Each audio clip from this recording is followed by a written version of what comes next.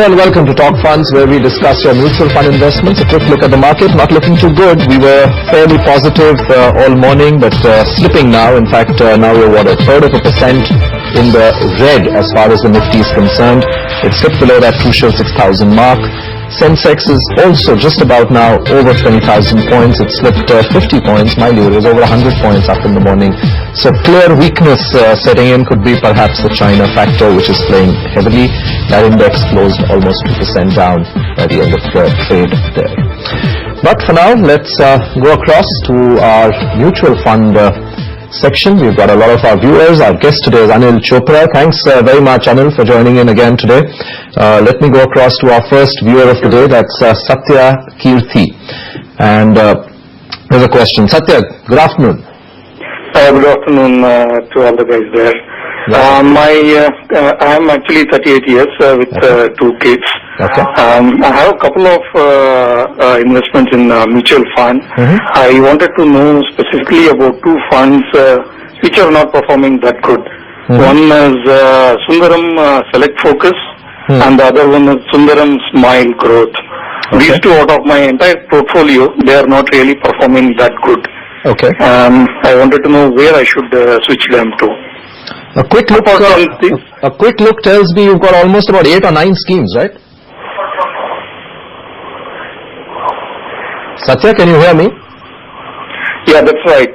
Most of my investment is mainly into HDFC Top 200 and HDFC Prudence. Okay. And apart from this, the other ones, mainly small amount of money which has gone into those funds. Okay, let's get a sense from Anil on this. Anil, I remember that you did mention that both these two HDFC schemes are schemes you like. His question really is on the other two, that is the Sundaram schemes that he has, the Select Focus and the Smile. Moreover, given his portfolio composition, are you fine with that, or would you recommend something to be deleted and added more, but more specifically on these two schemes? Well, just to first answer, a general question which probably could be of interest to all the clients is how one should, have a total composition of one's portfolio. I would suggest that about 50 to 60% should be in large cap funds and about 20-30% in mid cap or small cap funds, and the balance should be spread across infrastructure funds or other thematic funds like gold ETF, etc. Now coming back to Satya Kirti's overall portfolio, of course HDFC Top 200, as I said in the last program as well, that it is a darling of the masses. It is one of the best performing large cap funds, and one should continue to hold investment in it, and if one doesn't have it in its portfolio, it must be definitely added through systematic investment plan route. Now the two funds of Sundaram Select Focus Fund is a large cap fund. It was launched in July 2002, and so far its performance has been quite satisfactory. It has given about 30% annualized return, and we must also remind our viewers that the past returns are not a clear indication of the future projections also, but at the same time Sundaram Select Focus must be there in everybody's portfolio in the large cap category, and so he must continue with this. And the Sundaram Smile Fund is a mid cap fund, and it was launched in February 2005. Its performance also has been quite good so far. It's about 24% per annum, and again I must remind all the viewers that when one is investing in equity, one must be satisfied with about 15 to 20% annualized returns in the years to come, in the next decade. If you can manage then you would be doubling your money every 4 to 4.5 years. So that is pretty good, for you to consolidate your overall wealth. Now I also have a list of some of the other schemes which Satya Kirti has, which I would suggest him to shift. One is Kotak K30. This is also a large cap fund, but for some reasons for last couple of years its performance has not been very good. The stock selection has not been something to talk about. So one could think of shifting out of K30 and getting into another large cap fund, like Birla Sun Life Frontline Equity Fund or ICICI Prudential Growth Fund, etc. And also HDFC Prudence Fund is a balanced fund where about 60% is into equity and rest 40 is into debt. So depending upon what kind of risk appetite Mr. Satya Kirti has, he told us that he is young and he has 2 young kids. I'm sure he has a long working life still ahead of him, so he could again be focusing more on having a larger concentration on equity-related funds rather than going into a balanced fund, which is desirable when you are getting closer to your retirement or when your goal is coming nearer. Right. So keeping all these factors in mind, I would suggest that he should also get out of Templeton India Equity Income Fund, which has a lot of international exposure and has high risk. So one could also think of switching out of that as well. All right, Satyakirti, did you get that? Yeah, that was very good guidance for me. All right, I wish you all the best. Take care of yourself, your children, and make sure you do well in life. Thank you very much. Okay, take care. Let's head to Gurgaon now. There's R.K. Kaushik waiting by to ask a question. Mr. Kaushik, hello. Good afternoon. Hello. Hello, good afternoon. कैसे हैं कौशिक साहब? ठीक हैं? I am fine. Yes. Okay. Tell me, sir, what is your question? Okay. My question is regarding SBI Infrastructure Series 1. I bought it in 2007.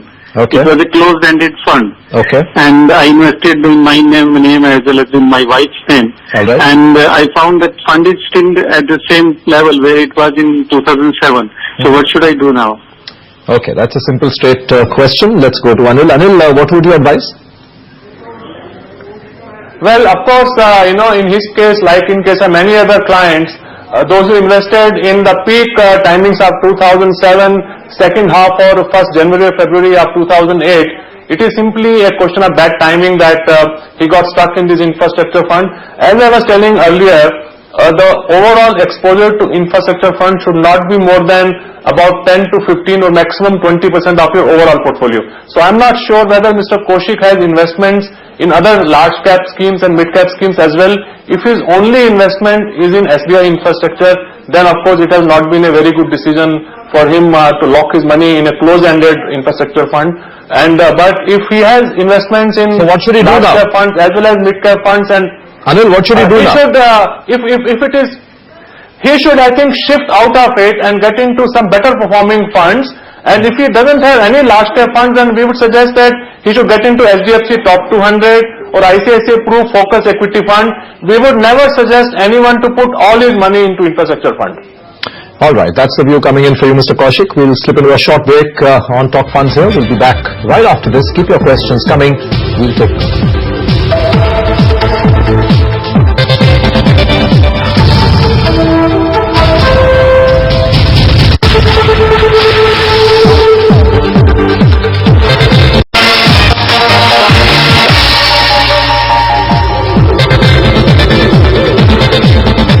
Stock funds market doing okay, 59.96 at this point of time, still in the red, but holding steady there as far as the broader index is concerned. Must say that it's really the pharma pack which seems to be leading the way today. Dr. Reddy's Labs up over 1.5%. It's been positive all morning.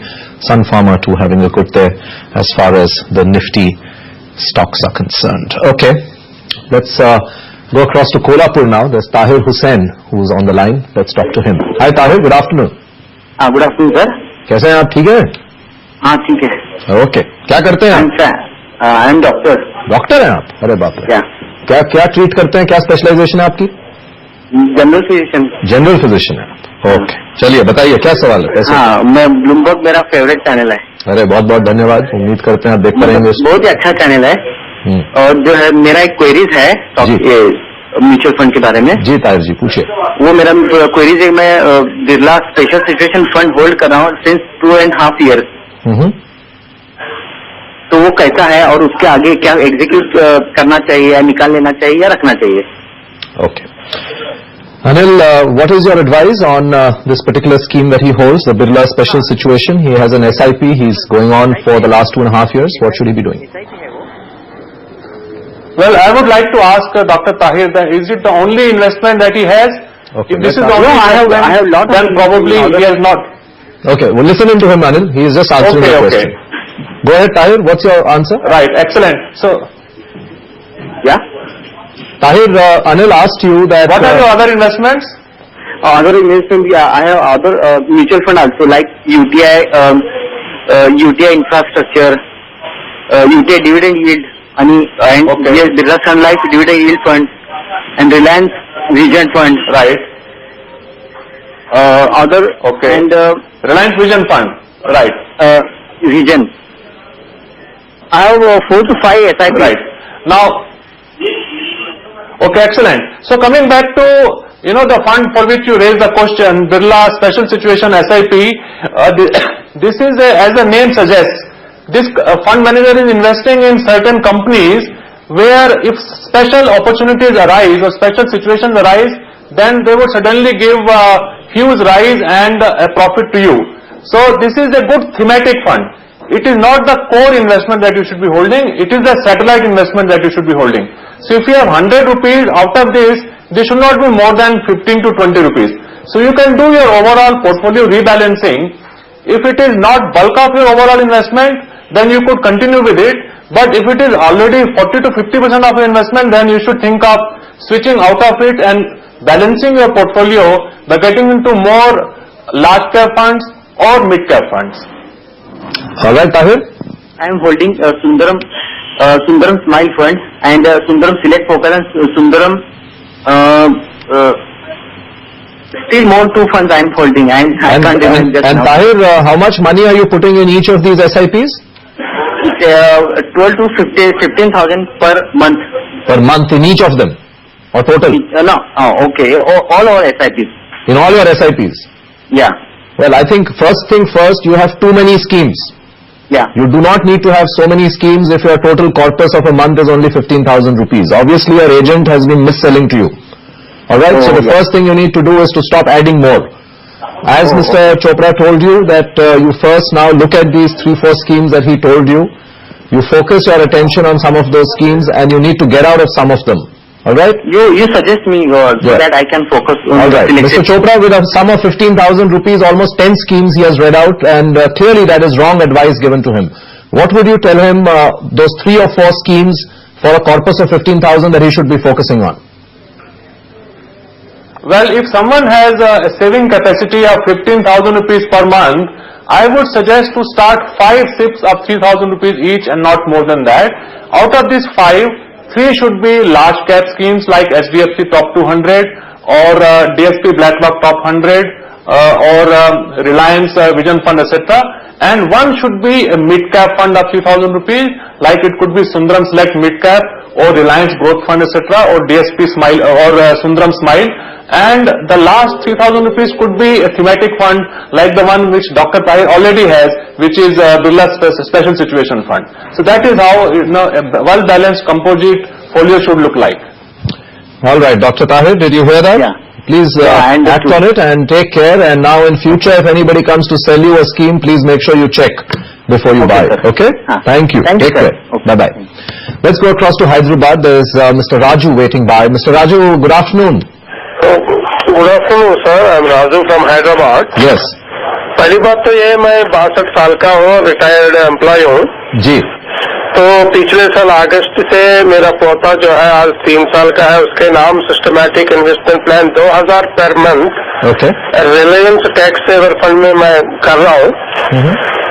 तो ये तो जानना चाहता हूँ कि 15 साल के लिए कर रहा हूँ. 15 साल के बाद एक तो अगर 20% ग्रोथ रेट रहा तो टारगेटेड अमाउंट कितना होने की पॉसिबिलिटी है? गारंटी नहीं, पॉसिबिलिटी है. दूसरी बात, अभी जो 10 महीने की पोती है, जो बेटी का बेटी जी, उसके नाम पर भी 2000 सिस्टमैटिक इन्वेस्टमेंट प्लान करना चाहता हूँ. HDFC टॉप 200 के हैं, जो भी कहें आप, मतलब जी, उसका भी मैं एक एस्टिमेटेड और प्रपोज्ड अमाउंट जो टारगेट है 20% ग्रोथ रेट अगर मानते जाएं तो इस भरोसे पर जाएं तो कितना टारगेट हो सकता है? और इसका कृपा फिक्र ना करें कि मेरा उम्र का, क्योंकि नहीं, बिल्कुल फिक्र नहीं है. इनफैक्ट मैं कहने वाला हूँ आपसे राजू साहब कि आप बहुत सही कर रहे हैं. जी, तो मैं mentally, physically, clinically perfect all right. अगर किसी कुछ हो भी जाता है तो मेरा बेटी अपनी बेटी के नाम या मेरा बेटा अपना बेटे के नाम इस स्कीम्स को कंटिन्यू कर सकते हैं. Right, absolutely. आप एक बात बताइए राजू साहब, जो आपने क्वेश्चन भेजा था उसमें रिलायंस ग्रोथ फंड लिखा था, ये ग्रोथ फंड है कि टैक्स सेवर फंड है? जिसमें इसमें तो जो मेरे को रिटर्न्स मिलता है इसमें लिखा है Reliance tax saver plus growth plan, growth option लिखा है. अच्छा, ग्रोथ ऑप्शन है उसमें टैक्स सेविंग फंड में. ओके. जी हाँ, जी हाँ. जो ELSS है. HDFC top 200 already Anil ji कह चुके हैं शो पे कि ये इनको बहुत अच्छा लगता है and it's a very good scheme. तो उसमें तो आप जहां तक आपका 2000 डालना है तो वो तो इनकी राय मैं आपको अभी से बता रहा हूं कि ये मानते हैं इसको एक अच्छा diversified equity fund.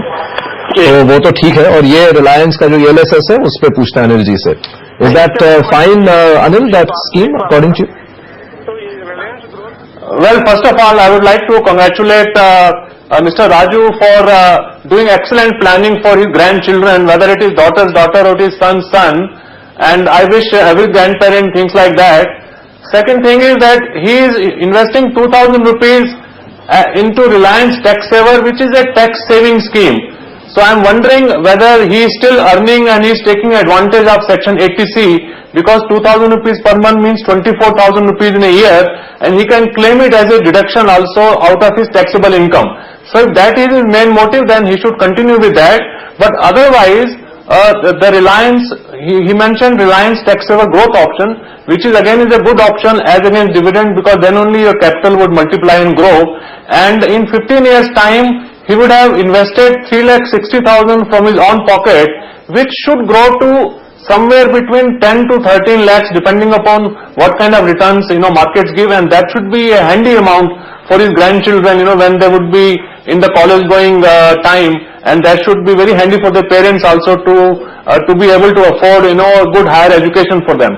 But another thing that I would suggest is that he must also consider increasing these amounts in the times to come, because the inflation would eat a lot into whatever we are saving for our future. So we must take into account the element of inflation also, and if this 2,000 could be increased to 3,000 maybe a couple of years from now, that would work wonders for the grandchildren when they grow up. No, so I think his point is that if he keeps putting about 2,000 on 2,000, that's 4,000, and for about 20 years, right, at a say 18%, between 15 to 18%, he can be looking at a crore, Anil? No, not in 20 years. In 20 years, you can hope to get to a crore if your investment is close to about 6,000 rupees a month. As he is investing about 4,000 rupees a month, it should be somewhere around 50 to 60 lakhs or so if the markets grow by 18%. Okay. But as a conservative professional financial planner, we would like to say that one shouldn't expect more than about 15 to 16%, because we are looking at a very long period of 20 years. The last 20 years was 18%.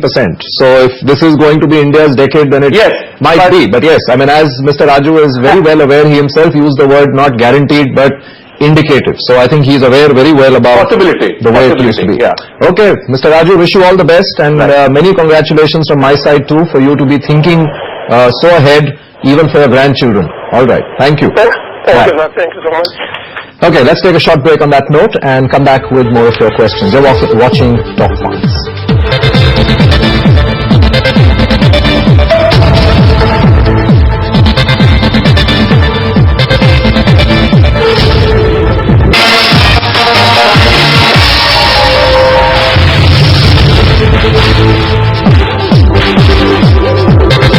Back to Talk Fund, the Nifty flirting with that 6,000 mark, hitting it, coming back, so that's really seems to be the crucial level which it's trying to conquer. Ambuja Cements, that's a stock which is pulled up, it's now almost 2% up, so 6,000 on the Nifty, thereabouts, as we come to the final query on Talk Funds for today. Mr. Chetan Thakkar is on the line from Mumbai. He works with a corporate outfit. Hi, Jiten. Hello. Yeah, Jiten, hi, Vivek here. Hello. Good afternoon. Yeah, hi sir. Yeah. What's your So question? I'm investing SIPs are going on in Sundaram Paribas Financial, Okay. ICICI Banking, SBI PSU, Belliger PSU, and Reliance Infra. Okay. You don't have any diversified equity fund? No, since last 3 years I have been investing mostly in banking. Now just now I have diversified into PSUs as well as in, and I also hold 2000 Templeton Nifty fund actually. Okay. That's an ETF. TIEF, yeah, Nifty fund. Okay. I don't like, Jiten, the way you've been advised about your portfolio, because look at it this way. You've got 5 schemes and they are all in sectoral funds. I've gone in sectorial funds. No, I'm saying all of them are in sectoral. Whether you take PSU, whether you take banking, whether you take, the other one that you have, so you have 2 in PSUs, you have 1 in banking, except for that little amount that you're putting in a Nifty fund, you are totally in an infra. You were an infra sectoral fund. No, I have Reliance Infra. I had invested 75,000 No, Jiten, 1 second. Listen to me. What I'm saying, you've got 5 schemes, and each of your schemes is in a sectoral fund. When I say sectoral, it means when you take one sector, right? Right. Infrastructure is one sector, banking is one sector, PSU companies is one sector, right? Right. Thematic. Now, typically, these are the schemes which are more risky, right? Compared to a diversified equity fund. So now, out of your portfolio, you are totally invested in risky sectors by definition versus a diversified equity fund, and that is not the right way to do things. Okay? Nick, this I'm talking about SIP. Correct. But when Sundaram Paribas was 12 rupees, 14 rupees, 15 rupees, in between I was investing 20,000, 15,000 like that also.